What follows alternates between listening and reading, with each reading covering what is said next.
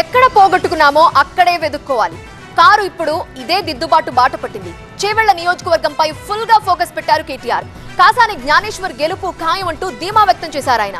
మరోవైపు చేవెళ్లలో తాజా పరిణామాలపై బీఆర్ఎస్ కాంగ్రెస్ మధ్య డైలాగ్ వార్ మారుమోగుతోంది.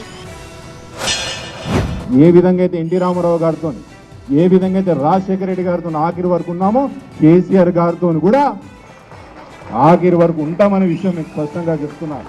ఇగో ఇది నా సంజాయిషి. ఇప్పుడు అవతల సంజాయిషి ఏందో చెప్పుకుంటూ చూస్తా. రంజిత్ రెడ్డి గారికి అయితే మొన్న చెప్పిన, కొంచెం దోస్తానం మిగిలింది కాబట్టి గాడికే కడుగుతా, ఇంకెక్కువ చెప్పదలుచుకోలేదు. ఆయన ఎక్కువ మాట్లాడితే చాలా వివరాలు ఉన్నాయి చెప్పాల్సినవి. అవతల విశ్వేశ్వరరెడ్డి గారు చెప్పనీకి వస్తలేదు.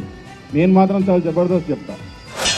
ఒకసారి రేవంత్ రెడ్డి గారు బాధ్యతలు తీసుకొని చేవెళ్ల పార్లమెంట్ కాన్స్టిట్యూన్సీని గెలిపిస్తా అని బాధ్యత తీసుకున్నాడంటే అవతలకు సగం దడబుట్టింది ఆల్రెడీ. ఎందుకంటే బాధ్యత తీసుకున్న తర్వాత రేవంత్ అన్న ఎక్కడ ఏది వదిలాడని తెలుసు ఆయనకు. గెలిపే లక్ష్యంగా నేను ముందుకు పోతున్నా. గెలుపు ఇంపార్టెంట్.